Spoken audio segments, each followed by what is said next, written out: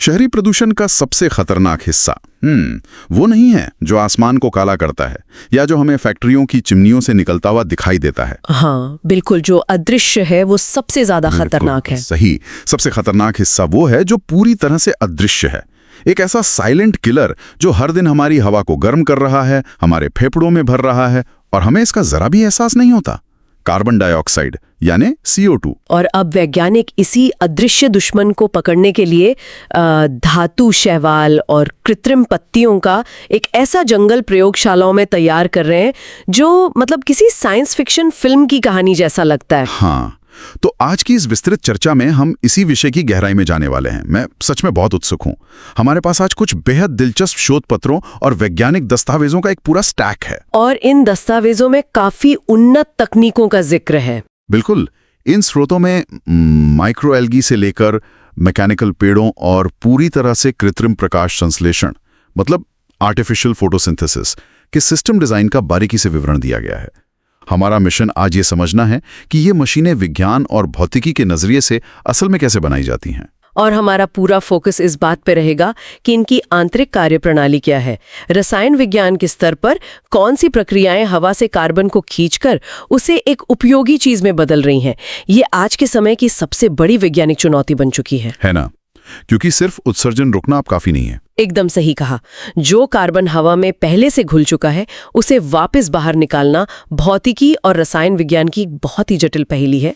और ये सच में बहुत रोमांचक है कि कैसे हम प्रकृति की सबसे पुरानी तकनीक मतलब एक साधारण पेड़ को प्रयोगशाला में एक मशीन के रूप में फिर से बना रहे हैं। लेकिन इन बड़ी और जटिल मशीनों को समझने से पहले मुझे लगता है हमें बेसिक्स पर जाना चाहिए। हाँ, वो बहुत जरूरी है। अनेक कॉपी करने की कोशिश कर रहे हैं। तो किसी भी कृत्रिम तकनीक का ब्लूप्रिंट प्रकृति में ही छिपा होता है। अगर हम एक साधारण पत्ते की भौतिकी को देखें तो हर पत्ता अपने आप में एक अत्यधिक उन्नत सौर ऊर्जा से चलने वाली केमिकल फैक्ट्री है। एक छोटी सी फैक्ट्री की तरह। बिल्कुल। पत्तों की सतह पर हजारों सूक्ष्म छिद्र होते हैं जिन्हें स्टोमेटा कहा जाता है। ये छिद्र एक तरह के वॉल्व की तरह काम करते हैं। जब ये खुलते हैं तो बाहर की हवा और उसके साथ CO2 पत्ते के अंदर खिंच जाती है। और असली जादू तो तब शुरू होता है जब इस पे सूरज की रोशनी पड़ती है ना? ठीक कहा।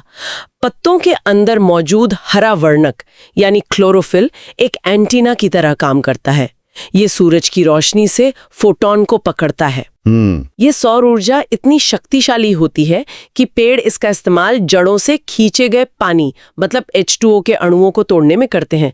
भौतिकी के नजरिए से सूरज की रोशनी की ऊर्जा पानी के परमाणुओं के बीच के रासायनिक बंधनों को तोड़कर हाइड्रोजन और ऑक्सीजन को अलग कर देती है। अरे वाह! और फिर पेड़ हवा से ली गई CO2 और उस टूटे हुए पानी के हाइड्रोजन को आपस में मिलाकर ग्लूकोज बना लेते हैं जो उनका खाना है। हाँ बिल्कुल, यही प्रक्रिया है। और इस पूरी प्रक्रिया के बाद जो कचरा या बाय प्रोडक्ट बचता है वो है शुद्ध ऑक्सीजन जिसे वे वापस बाहर छोड़ देते हैं।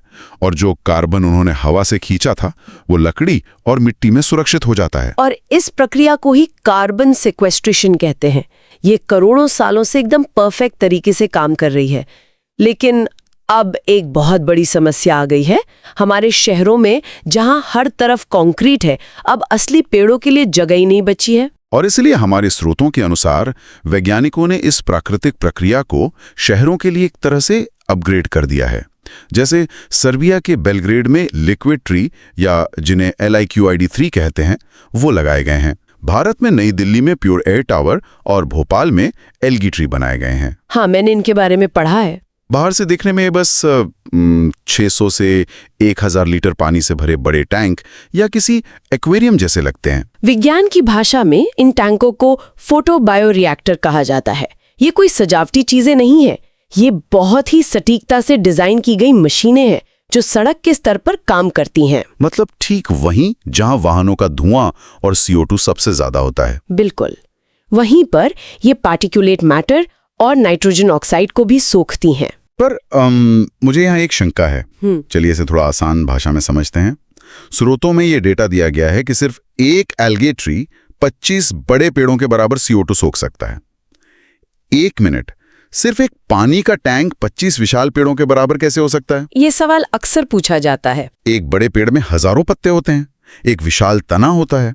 क्या ये पानी सच में इतना शक्तिशाली है या हम कुछ मिस कर रहे हैं? ये बहुत ही लाजमी सवाल है। इसका रहस्य इस बात में छिपा है कि ये रिएक्टर ऊर्जा को कैसे खर्च करते हैं।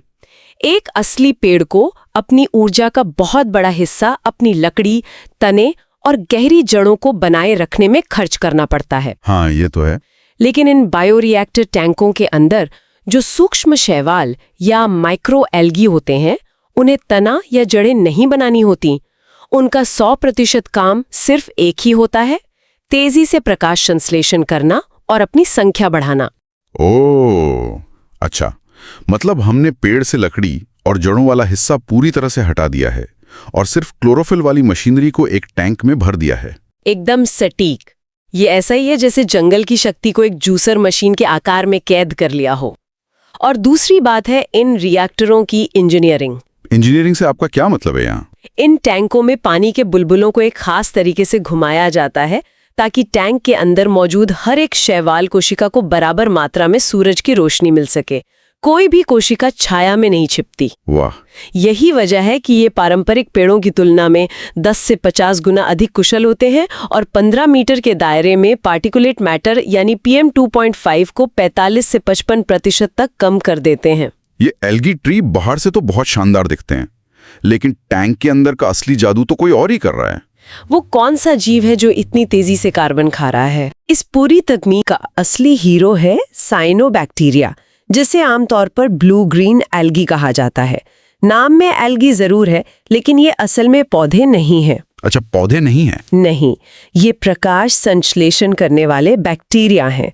और आपको जानकर हैरानी होगी कि पृथ्वी के वायुमंडल का 50% से अधिक ऑक्सीजन इन्हीं सूक्ष्म जीवों द्वारा बनाया जाता है। 50%? ये तो अविश्वसनीय है। लेकिन एक सूक्ष्म बैक्टीरिया हवा से इतनी सारी गैस कैसे खींच सकता है? इसके पीछे एवोल्यूशन की एक बहुत ही खास इंजीनियरिंग है, जिसे कार्बन कंसेंट्रेटिंग मैकेनिज्म या शॉर्ट में CCM कहते हैं। इसे थोड़ा आसान भाषा में समझते हैं। ये मैकेनिज्म काम कैसे करता है? इसे कार के टर्बो चार्जर की तरह सोचिए। सामान्य पौधों को कार्बन पकड़ने के लिए हवा के प्राकृतिक बहाव के भरोसे रहना पड़ता है, लेकिन साइनोबैक्टीरिया अपने अंदर एक छोटे से चेंबर में CO2 गैस को पंप करते हैं। ये इस चैम्बर में गैस का दबाव इतना बढ़ा देते हैं कि उनके अंदर मौजूद एंजाइम को कार्बन के अलावा कुछ और मिलता ही नहीं है। ये मैकेनिज्म हवा में बहुत कम मात्रा में मौजूद CO2 को भी भारी मात्रा में खींचने में मदद करता है। ये तो प्रकृति का अपना वैक्यूम क्लीनर है। और स्रोतों के अनुसार वैज्ञानिक सिर्फ हवा साफ करने के लिए इसका इस्तेमाल नहीं कर रहे हैं। वे इस जीव का उपयोग पॉलीहाइड्रोक्सी ब्यूटायरेट मतलब PHB नामक बायोप्लास्टिक बनाने में कर रहे हैं। हाँ, ये इस शोध का सबसे क्रांतिकारी हिस्सा है। वे सिर्फ कार्बन को सोख नहीं रहे हैं, वे उसे एक उपयोगी पदार्थ में बदल रहे हैं। और ये कोई साधारण प्लास्टिक नहीं है, यह पूरी तरह से बायोडिग्रेडेबल है। लेकिन ये बनता कैसे है? एक बैक्टीरिया हवा की अदृश्य गैस को ठोस प्लास्टिक में कैसे बदल सकता है? ये बैक्टीरिया की कोशिकाओं के अंदर चलने वाली एक रासायनिक प्रक्रिया है। ये एसिटाइल कोएंजाइम A नामक एक अणु से शुरू होती है। इस पूरी प्रक्रिया में 3 विशिष्ट एंजाइम एक साथ काम करते हैं। कौन से 3 एंजाइम? ये हैं PHBA और PHBB और PHBC। ये तीनों मिलकर एक क्रमिक रासायनिक प्रतिक्रिया करते हैं। कार्बन CO2 से ही प्राप्त होता है। रुकिए, ये PHBA और PHBB क्या है? क्या ये किसी फैक्ट्री की असेंबली लाइन की तरह काम कर रहे हैं? हाँ, ये उपमा बिल्कुल सही है। इसे एक माइक्रोस्कोपिक फैक्ट्री की तरह ही समझिए। पहला एंजाइम PHBA हवा से लिए गए कार्बन के टुकड़ों को आपस में जोड़कर एक लंबी चेन की शुरुआत करता है। ठीक है। फिर वो उसे दूसरे एंजाइम PHBB के पास भेजता है, जो उस चेन की रासायनिक संरचना को तराशता है, उसे मजबूत बनाता है। और अंत में तीसरा एंजाइम PHBC उन सभी टुकड़ों को आपस में पिरोकर एक ठोस पॉलीमर बना देता है। यही पॉलीमर वो PHB बायोप्लास्टिक है। यहाँ बात सच में बहुत दिलचस्प हो जाती है। हम उसी गैस का इस्तेमाल कर रहे हैं जो ग्लोबल वार्मिंग कर रही है, और उससे ऐसा प्लास्टिक बना रहे हैं जो खुद ब खुद नष्ट हो जाता है। एक तीर से 2 शिकार। बिल्कुल। प्रकृति ने पहले से ही सबसे बेहतरीन मशीनें बना रखी हैं। इंसान बस उनकी गति बढ़ा रहा है। और स्रोतों में एक अंतरिक्ष मिशन का भी जिक्र था। नॉस्टॉक एसपी नाम के एक साइनोबैक्टीरिया की बात की गई है जो मंगल ग्रह मतलब मार्स जैसे कठोर वातावरण में भी जीवित रह सकता है। हाँ, मंगल ग्रह जहाँ तापमान बेहद कम है, जहाँ सूखा है और जहाँ भारी मात्रा में यूवी रेडिएशन होता है, वहाँ भी ये साइनोबैक्टीरिया प्रकाश संश्लेषण कर सकते हैं। जो जीव मंगल ग्रह के रेडिएशन में जिंदा रह सकता है वो हमारी प्लास्टिक और प्रदूषण की समस्या को भी हल कर रहा है। यह अद्भुत है। लेकिन मुझे लगता है इन बायोरिएक्टरों की एक बहुत बड़ी समस्या भी है। सही कहा। आखिर ये जीवित प्रणालियां हैं, इन्हें लगातार पानी की जरूरत होती है।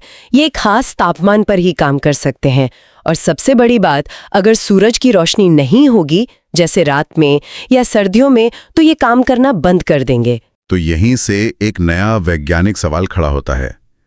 अगर जीव विज्ञान की अपनी सीमाएं हैं तो क्या हम उसे पूरी तरह से हटा सकते हैं? क्या हम शुद्ध भौतिकी और रसायन विज्ञान का उपयोग करके एक ऐसी कृत्रिम मशीन बना सकते हैं जो बिना पानी, बिना रोशनी के हवा से कार्बन सोख सके? और इसी सवाल ने मैकेनिकल ट्रीज या डायरेक्ट एयर कैप्चर तकनीक को जन्म दिया। एरिज़ोना स्टेट यूनिवर्सिटी के प्रोफेसर क्लॉस लैकना ने इन मैकेनिकल पेड़ों का डिजाइन तैयार किया है। ये पेड़ दिखते कैसे हैं? क्या ये लोहे और तारों से बने किसी नकली पेड़ की तरह होते हैं? नहीं, ये किसी भी कोण से पेड़ जैसे नहीं दिखते। संरचना के स्तर पर ये 32 फीट लंबा और 5 फीट चौड़ा एक धातु का कॉलम होता है। काफी बड़ा है। हाँ, और इसके निचले हिस्से में 8 फीट चौड़ा एक ड्रम लगा होता है। इस 32 फीट लंबे कॉलम के अंदर 150 क्षैतिज डिस्क लगी होती हैं, जैसे पुराने जमाने के ग्रामोफोन रिकॉर्ड एक के ऊपर एक रखे हों। तो ये काम कैसे करता है? क्या इसके अंदर बड़े बड़े पंखे लगे होते हैं जो हवा को खींचते हैं? यहीं पर इसकी भौतिकी सबसे दिलचस्प है। इसमें कोई पंखे नहीं होते। प्रोफेसर लैकनर का मानना था कि पंखे चलाने में बहुत ज्यादा ऊर्जा खर्च होगी, इसलिए ये प्रणाली हवा के प्राकृतिक बहाव का उपयोग करती है। अच्छा, बिना पंखे के? हाँ, जब हवा इन 450 डिस्कों के बीच से गुजरती है तो डिस्क पर लगी एक खास तरह की रसायनों की परत हवा में से सिर्फ CO2 अणुओं को अपनी तरफ खींचकर चिपका लेती है। और ये बहुत तेजी से होता है? स्रोतों के अनुसार सिर्फ 30 से 60 मिनट के भीतर ये सारी डिस्क पूरी तरह से कार्बन से भर जाती हैं। हाँ। और जब ये डिस्क भर जाती हैं तो ये पूरा 32 फीट का कॉलम सिकुड़कर नीचे उस 8 फीट चौड़े ड्रम में चला जाता है। ड्रम बंद हो जाता है और अंदर मौजूद रसायन पर पानी या भाप का छिड़काव किया जाता है। नमी के संपर्क में आते ही वो रासायनिक परत CO2 गैस को छोड़ देती है और फिर उसे अलग कर लिया जाता है। ये असली पेड़ की तुलना में 1000 गुना तेजी से CO2 सोखता है। ये इंजीनियरिंग का एक शानदार नमूना है। लेकिन मेरा एक सवाल है, तो इन सब का असल में क्या मतलब है? आप क्या सोच रहे हैं? मतलब क्या हम दुनिया भर में धातु के पेड़ लगाने जा रहे हैं? क्या ये ऊर्जा के नजरिए से बहुत महंगा नहीं है? और सबसे बड़ा सवाल, इस पकड़ी गई गैस का हम क्या करेंगे? ये आज के समय का सबसे ज्वलंत प्रश्न है। मैकेनिकल पेड़ हवा से कार्बन को सोख तो लेते हैं, जिसे हम कार्बन कैप्चर एंड स्टोरेज कहते हैं, लेकिन सोखने के बाद हमें उसे जमीन के बहुत गहरे नीचे चट्टानों में गाड़ना पड़ता है। ये तो बस कचरे को जमीन के नीचे छिपाने वाली बात हो गई। बिल्कुल। और इसी वजह से 2026 में प्रकाशित वू गुयेन का नया शोध पत्र इस क्षेत्र में बहुत महत्वपूर्ण है। उन्होंने एक ऐसी मशीन का डिजाइन पेश किया है जो कार्बन को सिर्फ सोखती नहीं है, बल्कि उसे पूरी तरह से ऑक्सीजन में बदल देती है। ये इस पूरे विश्लेषण का सबसे रोमांचक हिस्सा है। इसे कृत्रिम प्रकाश संश्लेषण कहा जाता है। उन्होंने सच में एक असली पेड़ के काम को एक रासायनिक प्लांट का बदल दिया है। हाँ, चलिए इसके सिस्टम डिजाइन को समझते हैं। इस प्रणाली में 3 मुख्य इकाइयां हैं। पहली है CO2 कैप्चर यूनिट या एब्जॉर्प्शन टॉवर, दूसरी है थर्मल डिसॉर्प्शन यूनिट जो सॉल्वेंट को रिसाइकिल करती है, और तीसरी है फ्लूइडाइज्ड बेड रिएक्टर जहां CO2 को असल में O2 में बदला जाता है। तो प्रक्रिया कैसे शुरू होती है? हवा को सबसे पहले एब्जॉर्प्शन टावर में खींचा जाता है, जहां वह सोडियम कार्बोनेट के तरल घोल के संपर्क में आती है। 1 मिनट, सोडियम कार्बोनेट? ये तो बहुत ही आम रसायन है। ये तो एक तरह का वॉशिंग सोडा है ना? बिल्कुल, ये सस्ता है और पूरी तरह सुरक्षित है। जब हवा की CO2 इस सोडियम कार्बोनेट के साथ प्रतिक्रिया करती है तो ये सोडियम बाइकार्बोनेट बना लेती है। भौतिकी के नजरिए से ये एक ऊष्माक्षेपी या एक्सोथर्मिक प्रतिक्रिया है। एक्सोथर्मिक मतलब इसमें गर्मी बाहर निकलती है। हाँ, और ये घोल लगभग 70 डिग्री सेल्सियस तक गर्म हो जाता है। ये तो बहुत चालाक डिजाइन है, क्योंकि ये पहले से ही 70 डिग्री पर है, इसलिए इसे अगली इकाई मतलब डिसॉर्शन यूनिट में ले जाना और गर्म करना आसान हो जाता है। एकदम सही पकड़े आप। दूसरी इकाई में इस घोल को थोड़ा सा और गर्म किया जाता है, लगभग 80 डिग्री से ऊपर। इससे शुद्ध CO2 गैस अलग हो जाती है। और फिर आता है तीसरी इकाई का नंबर, जहां असली जादू होता है, फ्लूइडाइज्ड बेड रिएक्टर। हाँ, ये शुद्ध CO2 गैस इस रिएक्टर में जाती है। इस रिएक्टर के अंदर कोबाल्ट ऑक्साइड उत्प्रेरक होता है, जो बिल्कुल प्राकृतिक क्लोरोफिल की तरह काम करता है। इसके साथ ही एक नेफ्रॉन मेम्ब्रेन का उपयोग किया जाता है। रुकिए, ये नेफ्रॉन मेम्ब्रेन क्या भला है? क्या ये किसी नाइट क्लब के बाउंसर की तरह काम करता है, जो सिर्फ खास लोगों को अंदर जाने देता है? अरे, ये बहुत ही सटीक उपमा है। नेफ्रॉन मेम्ब्रेन असल में एक फिल्टर की तरह ही है। ये सिर्फ प्रोटॉन को ही अपने आर पार जाने देता है और बाकी सभी गैसों को रोक देता है। अच्छा, तो रिएक्टर के अंदर शुद्ध CO2 और पानी है, कोबाल्ट ऑक्साइड तैयार है, फिर ऊर्जा कहाँ से आती है? ये ऊर्जा सोलर थर्मल स्टोरेज से आती है। यह गर्मी कोबाल्ट ऑक्साइड की मदद से CO2 और पानी के बीच भयंकर रिएक्शन करवाती है। और इस पूरी रासायनिक उठापटक का नतीजा क्या होता है? स्रोतों का डेटा बताता है कि 1 किलोग्राम CO2 गैस को सोखने पर यह सिस्टम लगभग 0.73 किलोग्राम शुद्ध ऑक्सीजन पैदा करता है। ये कोई छोटी मोटी उपलब्धि नहीं है। अगर हम इसे बड़ी तस्वीर से जोड़ें तो यह तकनीक मौजूदा तकनीकों से कहीं बेहतर है। यह कार्बन को केवल छुपाती नहीं है, बल्कि उसे स्थायी रूप से जीवन रक्षक ऑक्सीजन में बदल देती है। ये एक शानदार इंजीनियरिंग है। हम सोडियम कार्बोनेट का उपयोग करके हवा को साफ कर रहे हैं और सूरज की गर्मी का उपयोग करके ऑक्सीजन बना रहे हैं। और इस शोध के अनुसार इस तकनीक से 2030 तक भारी मात्रा में जीवाश्म ईंधन को भी विस्थापित किया जा सकता है। तो आज के इस डीप डाइव को अगर हम एक धागे में पिरोएं तो हमने विज्ञान की एक अविश्वसनीय यात्रा की है। हमने देखा कि कैसे वैज्ञानिकों ने प्राकृतिक पत्तों की कार्यप्रणाली को समझा। फिर उन्होंने बायोरिएक्टरों में सूक्ष्म शैवालों का उपयोग किया। उसके बाद हमने देखा कि कैसे भौतिकी ने मैकेनिकल डिस्कों के जरिए कार्बन को सोखना संभव बनाया। और अंततः हम कोबाल्ट ऑक्साइड रिएक्टरों तक पहुंचे, जहां कृत्रिम प्रकाश संश्लेषण के जरिए कार्बन को सीधे ऑक्सीजन में बदल दिया गया। श्रोताओं के लिए यह जानना इसलिए महत्वपूर्ण है क्योंकि दुनिया अभी भी ऊर्जा के लिए जीवाश्म ईंधन पर निर्भर है। बिल्कुल। और शहरों में जगह की कमी है, इसलिए हमें इन उन्नत भौतिक और रासायनिक प्रक्रियाओं वाली मशीनों की आवश्यकता है ताकि हम स्वच्छ हवा में सांस ले सकें। हाँ, जब तक हम उत्सर्जन को शून्य नहीं कर देते, हमें इन तकनीकों की जरूरत पड़ेगी। और इसी मोड़ पर मैं एक विचार के साथ इस चर्चा को खत्म करना चाहूंगा। आज हमने देखा कि अदृश्य CO2 को पकड़ने के लिए हम धातु, रसायन और जटिल इंजीनियरिंग का उपयोग कर रहे हैं। अगर हमारी भौतिकी और रसायन विज्ञान इतने उन्नत हो जाते हैं कि धातु और रसायनों से बने ये कृत्रिम पेड़ असली पेड़ों से 1000 गुना बेहतर ऑक्सीजन दे सकते हैं, तो क्या भविष्य के स्मार्ट शहर असली जंगलों की जगह सिंथेटिक जंगलों से भर जाएंगे? क्या हम अपनी सांसों के लिए पूरी तरह से मशीनों पर निर्भर हो जाएंगे? इस बारे में सोचिएगा। देखो दुनिया, इसके राज को जानो, हर एक इन्वेंशन की स्टोरी पहचानो। कैसे चलती है मशीन, क्या है मोशन का फंडा, क्लियर होगा अब हर concept. No more tension, no फिकर, come on physics to boy. Knowledge की दुनिया में a new discovery, physics to boy. Let's unravel